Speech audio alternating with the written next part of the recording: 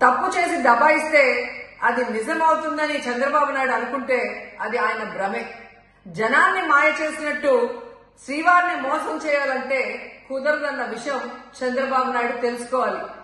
నిన్న జగన్ గారు తన తిరుమల పర్యటన మీద స్పష్టంగా ప్రెస్ మీట్ పెట్టడం జరిగింది.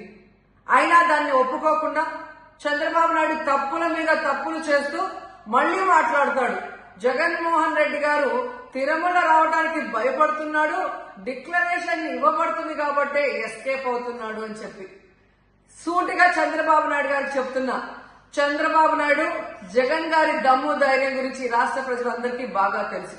నిన్న కూడా ఆయన భయపడేవాడైతే అంత స్పష్టంగా ప్రెస్ మీట్ పెట్టి ఏ విధంగా తన మతం మానవత్వం, తను ఏ విధంగా బైబిల్ చదువుతారు, బయటకు వచ్చినప్పుడు హిందువుల మనోభిప్రాయాల్ని గౌరవించి గుళ్లకు వచ్చి పూజలు చేస్తారు, అలాగే మసీదులకు వెళ్లి ఎలా పూజలు చేస్తారు, అలాగే సిక్కుల్ని గౌరవించి ఎలా వాళ్ళ పూజలు చేస్తారో చెప్పడం జరిగింది.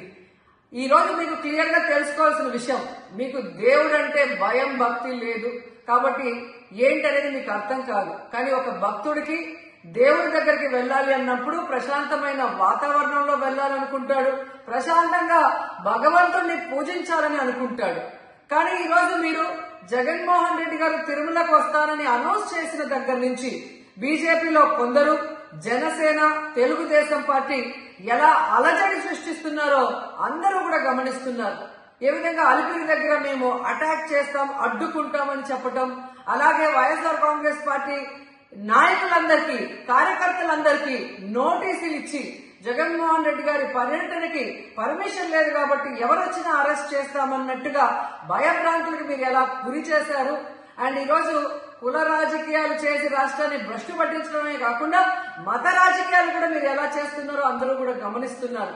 ఇలాంటి వాతావరణంలో దర్శనం చేసుకోలేము కాబట్టే జగన్మోహన్ రెడ్డి గారు ఏ విధంగా ఆ తిరుమల ట్రిప్ ని క్యాన్సిల్ చేసి తన అభిప్రాయాల్ని ప్రెస్ ద్వారా ప్రజలకి తెలియజేయడం జరిగింది.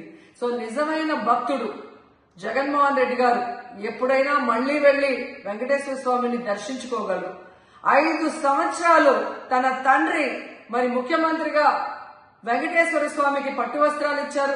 జగన్మోహన్ రెడ్డి గారు 5 సంవత్సరాలు మరి పట్టు వస్త్రాలు ఇచ్చిన తర్వాత ఈ నీచమైన రాజకీయాలు చేస్తూ డిక్లరేషన్ పేరుతో మీరు మాట్లాడుతూ ఎవరు అడ్డుకున్నారు అని చెప్పి మళ్లీ దిగజారుడు రాజకీయాలు చేస్తున్నారు.